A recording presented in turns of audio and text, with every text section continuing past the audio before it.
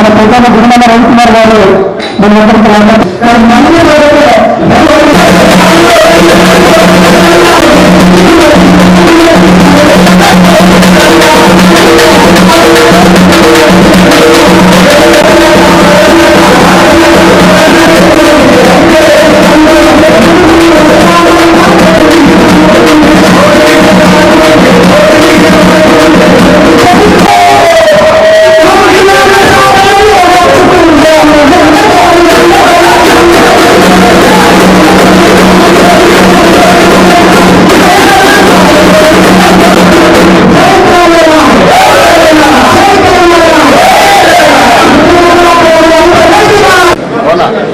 Cell phone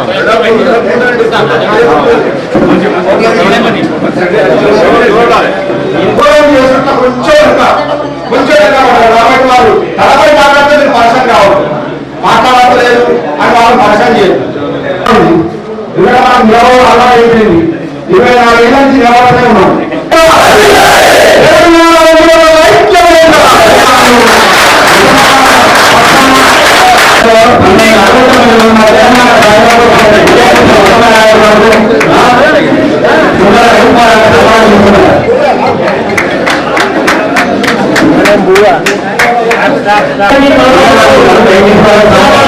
లోని లక్షలాది మంది ఉద్యమకారుల ఆశయ సాధన కోసానికి వాళ్ళు నిర్వహించినటువంటి పోరాటానికి ఫలితం అందించాల్సినటువంటి సందర్భం లోపల తెలంగాణ ఉద్యమకారుల ఐక్యవేదికను ప్రారంభించడం జరిగింది.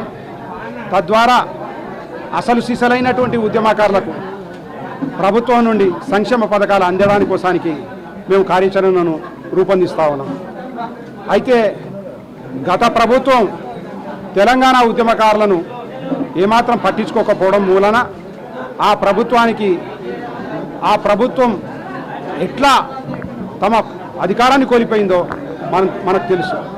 ఈరోజు కాంగ్రెస్ ప్రభుత్వం 250 గజాల జాగను 25,000 రూపాయల పెన్షన్ను అందిస్తామని మేనిఫెస్టో తెలియజేసింది. కాబట్టి ఇచ్చినటువంటి హామీ మేరకు తక్షణం ఉద్యమకారులను గుర్తించి వారికి ఆ పథకాలను అమలు చేయాలని చెప్పేసి మేము డిమాండ్ చేయడం జరిగింది. దాంతోపాటు తెలంగాణ రాష్ట్రంలో ఉన్నటువంటి వివిధ వర్గాలకు సంబంధించినటువంటి ఉద్యమకారులు ఉన్నారు.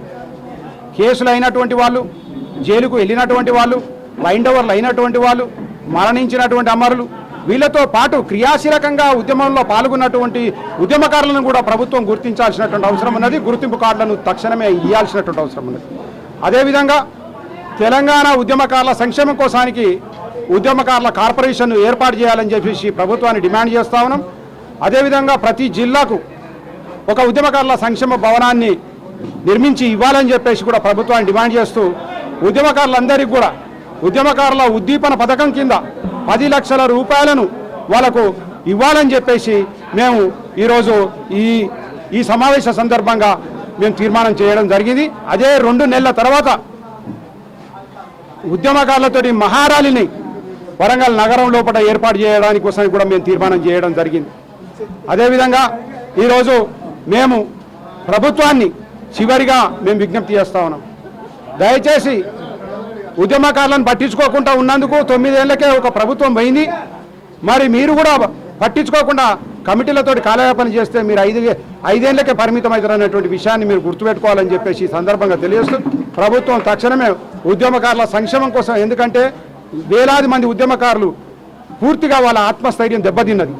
వాళ్ళ లోపల మళ్ళీ ఆత్మస్థైర్యాన్ని పెంపొందించడానికి కోసానికి ప్రభుత్వం ముందుకు రావాలని చెప్పేసి ఈ సందర్భంగా విజ్ఞప్తి చేస్తాను. తొలి దశ 69లో పాల్గొన్నటువంటి వాళ్ళు, మలి దశ ఉద్యమకారులను అందరినీ కూడా ఈ వచ్చే స్కీమ్ లోపల ప్రభుత్వం ఒక గుర్తింపు కార్డులను అందరికీ గుర్తింపు కార్డులను తక్షణమే ఇవ్వాలని చెప్పేసి మేము డిమాండ్ చేస్తాం.